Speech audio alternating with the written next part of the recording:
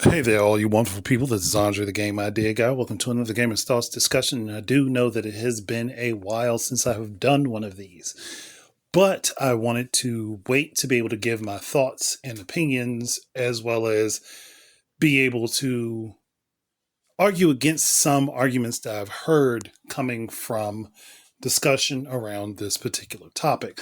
So you've already read the title and you are either ticked off at me for titling it that way, see the irony in me titling it that way, or were just curious enough that I would title it that way, that you would have to come in and check out what I'm saying. For any of those instances, please, I'm asking you to just listen first. And then after I have made my points, give your comments. That is all I ask, is that you listen first, then make your comments. Because if you listen to the whole thing, you'll get a better understanding of what I am seeing when I say what I am seeing. Okay? And it makes more sense for you to listen to the whole thing than to get partway through it, get frustrated, and make a comment that I may have already addressed in the video discussion. So, that's all I'm asking up front. I don't want it to sound like I'm going to have answers for everything, but just in case I do have an answer for something that you may be thinking about, it would be a good idea to listen to the whole thing first. If that's okay with you. If not, you can just go ahead and check out the video. No harm, no foul. It won't bug me any. Okay? Cool. Okay, so there are three popular arguments, and they seem to be from an emotional place as an emotional plea that I have noticed online floating about. So I'm going to list them here, and I'm breaking this discussion down into sections to make it more digestible. So, the first argument that I have commonly seen: Pocketpair should win to promote innovation. The explanation is Nintendo is attempting to patent common mechanics, which stifles creativity. The use of a mod as prior art is a necessary defense to keep these ideas free. It's the first argument. Argument 2, copyright is not relevant. This is a patent case about mechanics, not a copyright case about copying assets. The legal domains are separate and one doesn't affect the other. Argument 3, Nintendo is the only problem. Nintendo is a corporate bully whose aggressive DMCA history is the sole cause of the modding community's legal threat. The focus should only be on weakening Nintendo. So now that you've heard those arguments, now that you have heard and understand the basis of those arguments, I'm going to hit you with a quote from The Art of War. And this quote fits perfectly with this situation based upon what I see. Now, again, you'll have to listen to the rest to be able to actually understand what I'm saying. But the quote is, all warfare is based on deception. Hence, when we are able to attack, we must seem unable. When we are using our forces, we must seem inactive. When we are near, we must make the enemy believe we are far away. When far away, we must make him believe we are near. So, the interpretation to that is, the public sees the patent lawsuit as the main attack. But the real war fought over copyright enforcement and systemic risk is based on corporate self-preservation, which appears inactive to the emotional observer. Okay, so here I'm going to explain my counter arguments to the popular arguments that are floating about. That, again, these are things I see. I don't know if everyone sees them, but I do. So that's why I'm talking about it. And maybe other people that see these things are in positions where they can't say anything, but I'm not. Gives me the freedom to talk about it. So in argument 1 with innovation, this would be a Pyrrhic patent victory. A mod is already an unauthorized derivative work, which is copyright infringement and only exists by corporate tolerance, which would be considered a gentleman's agreement. A Pocketpair victory court certifies the mod as a commercial grade patent liability. This new liability is a catalyst that forces all IP holders to defensively end their tolerance and sweep the entire modding space clean. Now, the next one, copyright irrelevance. This is a bigger stone wall than the patent case. The fact that copyright is separate is the major problem because this legal authority remains untouched by the patent ruling. The IP holder will use this superior legal weapon, copyright and trademark, to eliminate the source of the patent risk, which would be the modding community. Counter argument 3, Nintendo's stance. This is a necessary lie here. Nintendo's aggressive argument that mods are not real games is a protective measure, even if insulting to modders. And technically, mods aren't real games themselves because they require the base game in order to work. So they operate more like DLC than an actual full-fledged gaming product. But as they are unofficial derivative works, that means that they are not legally bound to the companies unless this case changes things. So if mods are legally declared not games and not prior art as a game, they are kept out of the immediate patent crossfire, allowing Nintendo to continue its selective enforcement and allow 99% of the mods that operate below the radar to survive. Pocketpair's successful defense invalidates that protective shield, bringing the modding community straight into the crossfire. Okay, so now you've heard the arguments, my Art of War quote, and then the counter arguments, right? So these are the things that were concerning me, myself, and I once I heard about Pocketpair using a mod as evidence to defeat a patent. These are the things I was starting to get concerned about.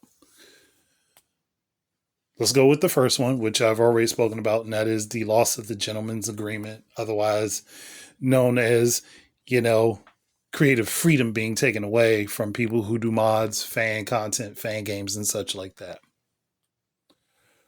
When it comes down to this, blindly supporting Pocketpair isn't just rooted in the idea that you want the little guy to win. It's also rooted in a deep-seated dislike for Nintendo because of how they handle their copyright and DMCAs. And I understand that. But I also understand that is the emotional response that is not thinking through everything completely logically, at least not for everyone. Some people get to that point based on logic, not everyone. The majority are emotionally reacting. So, thinking of it that way, when you look at a potential ruling for Pocketpair with this on the table, the unwritten rule of leaving the majority of fan and modded content alone, that's going to go out the window because they become a liability. Like, think about it. If companies are tolerating fans making mods currently, and a mod can be used to commercially harm a product, that is not going to go over well in the industry when you think about it. And everybody's going to start becoming hyper vigilant. So all the mods or fan games and stuff like that, and that content that was considered free advertising by everyone else, that's going to be majority of that's going to be wiped away. And it would give every major IP holder a reason to do it because they have to protect their holding on their copyright and such. And they're not going to let something like this ruin their hold on what they own. They're not. And to take it even a step further, because of this example, we'll go with Pocket Souls and Dark Souls 3, the Dark Souls 3 mod that Pocketpair is trying to use. That's Namco Bandai's game. Namco Bandai has a strong relationship with Nintendo. Namco Bandai could just as easily go ahead and say, hey, you got to take this down. That's copyright infringement. We didn't allow this. That is an unofficial derivative work. We want this removed. Well, now you've lost your mod. You've lost access to your mod, at least in a general sense. In the general public, that mod no longer exists because Pocketpair brought them into the argument. That's worrying. That's something I would worry about. Next, it's going to become a legal minefield because a favorable ruling for Pocketpair sets a really bad legal precedent, giving IP holders a reason to use the tools that they have. They could retroactively claim ownership over any mod or hack or fan creation of their games under the derivative works doctrine, and nobody could say anything about it. This would eliminate the whole safe space for creators and turn a creative hobby into a high-risk legal problem. Do you really want that? When you think about the long term, do you really want that? I know I don't. And let's take it another step. Next thing I was worried about, IP holders stealing patents legally. Now, even if a modder has somehow had the money and they were able to go ahead and get the work that they did on the mod patented, the original IP holder can then hit them with a copyright infringement suit and take ownership of that patent because guess what? It uses their IP, uses their product. That mod does not work without their product. So essentially, the mod is an unofficial form of DLC one way or another.